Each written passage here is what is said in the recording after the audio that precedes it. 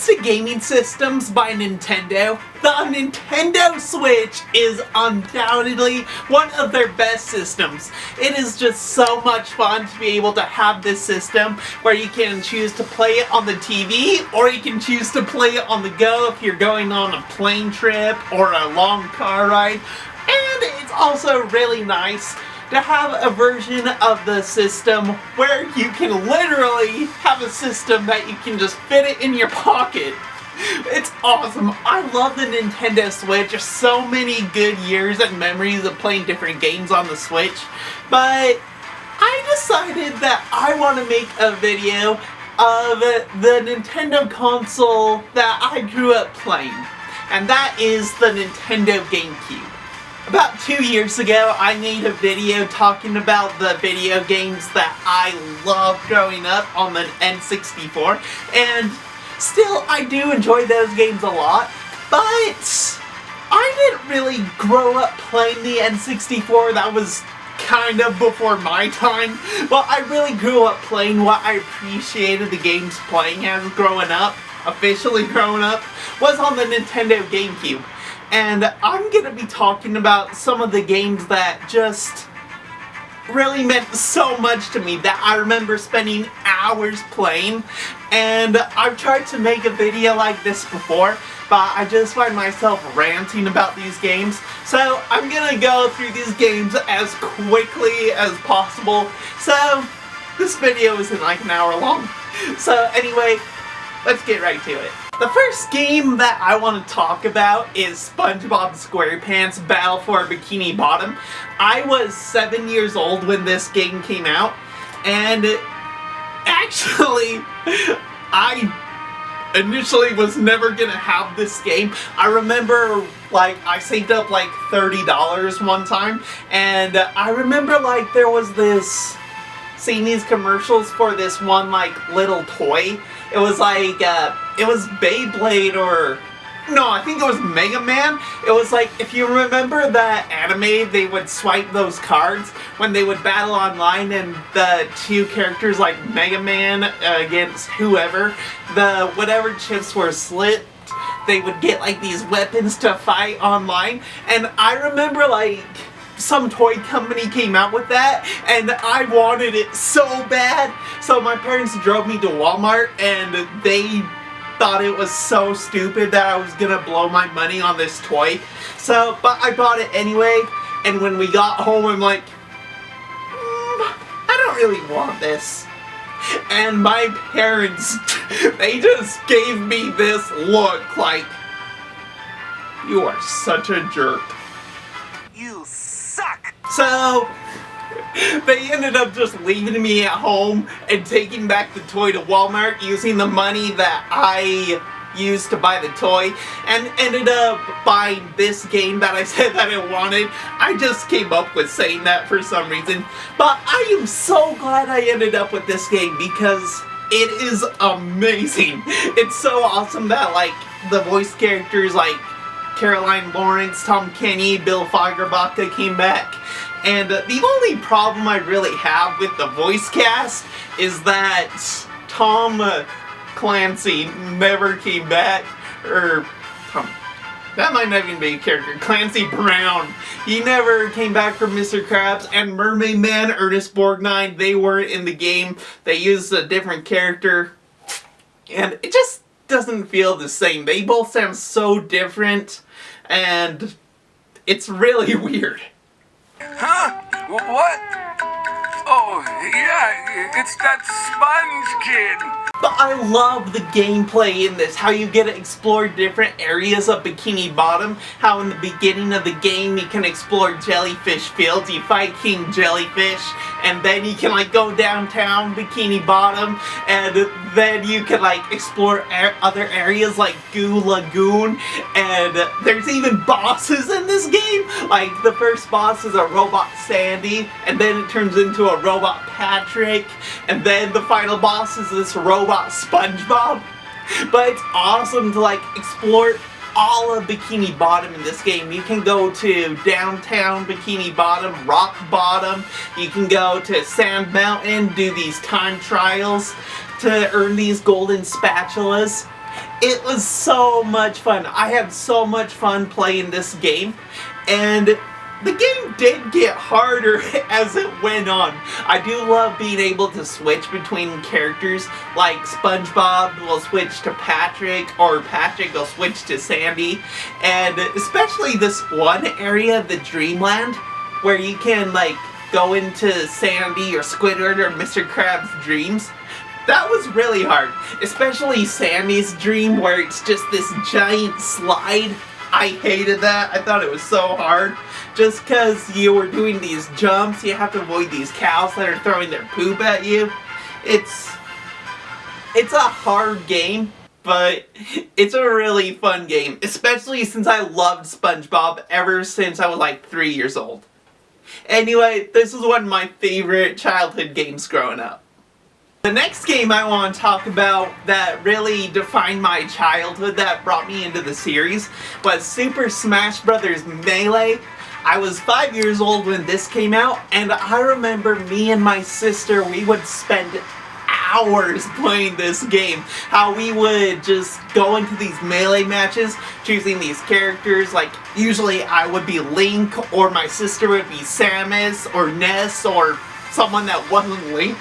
And we had so much fun just beating the crap out of each other in this game and unlocking these new fighters like Jigglypuff or Kirby or Zelda, and it was so much fun seeing these arenas that we could choose, taking these Nintendo characters from their own series and putting them into a different game area that's not from their series. It was awesome. Plus, the adventure mode is really fun. The journey that you can take these different characters on through these different like side quests and different enemies that they can fight throughout the game. I really loved it. And it all ends with the journey ending with a fight with Master Hand. And then you go into like a first-person shooter out in outer space where you can blast the credits. Just Super Smash Bros. Melee is really the game that got me into the Super Smash Bros. Series. Really cool. Next, we got Mario Kart Double Dash.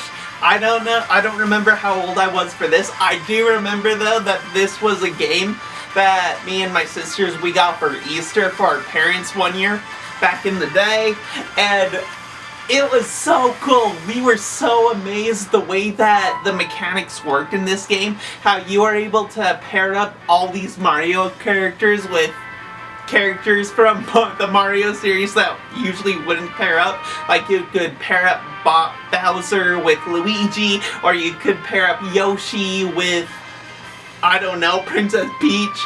It was so cool to be able to choose these random characters, to pair them together, and to choose this cart that they're gonna be using. Plus, the areas in the races that they would go to would be really cool. Like Baby Kart, even though it was like an oval, it was really fun to race around. There was the Dry Desert, or Princess Daisy's Cruise, or the area I really liked was Wario's Coliseum. But just the time that we had to just race around with all these random pairings of these Nintendo Mario World characters, it was really fun. Plus, I loved in the DK mountain race how once they blasted out of the cannon, and if you had Baby Luigi, he would give this Tarzan, you like,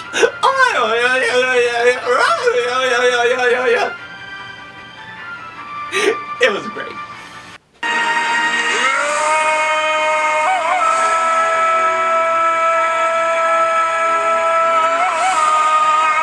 Next, we got the Simpsons Hit and Run. I don't remember where we got this game. I just remember, I think it was like a pawn shop or something. I don't know.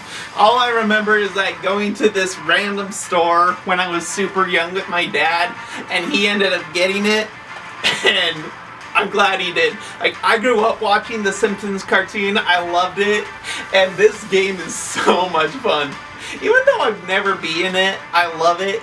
I love the different side quests, like how Homer, he's running late to work, so So he has to destroy Mr. Burns's, or Mr. Smithers' vehicle before Mr. Smithers can reach the power plant before Homer. That's great. There's also other side quests where Homer has to deliver a model of the human figure to Lisa. And I love the costumes that these characters can wear, like Homer can be in his moo-moo, or there's that one episode where he's the chosen one. So there's like robes that's an option. Plus there's other character options, like you can go from being Homer to being Lisa or Bart or Marge, and you can choose a variety of characters to drive around Springfield. It's really fun. It's basically the Simpsons version of Hit and Run, or Grand Theft Auto, and it's really fun. I enjoyed it. Super cool that the original voice cast came back for this game.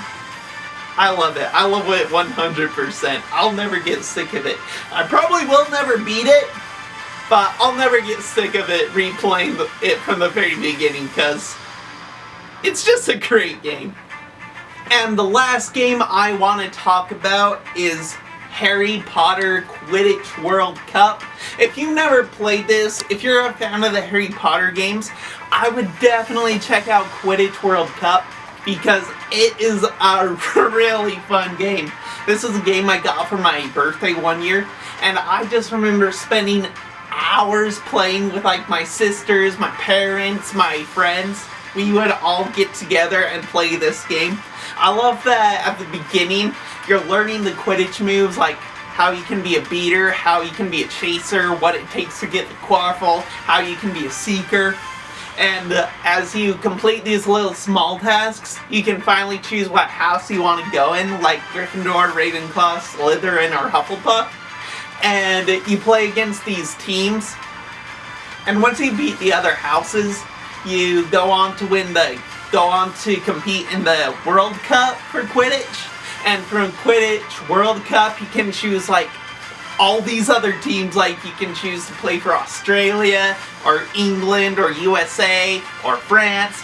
Everywhere around the world you have the choice. You can choose to play what team you want to choose to play for. And it's cool because you're really traveling in all these places around the world. Because if you're playing for Australia or against Japan, you can either be somewhere in Australia playing, or be somewhere in France, or some other place that your team has traveled to play Quidditch. It's a super fun game. I really love this game.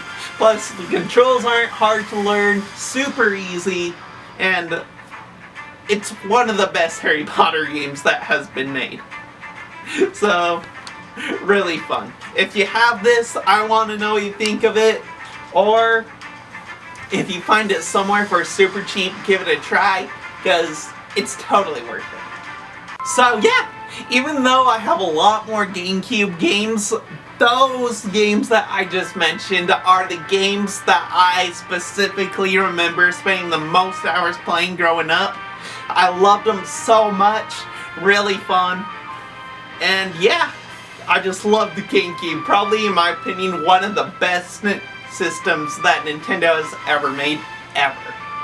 Anyway, that's what I got for you. If you like this video, please give it a thumbs up, subscribe, I would really appreciate it.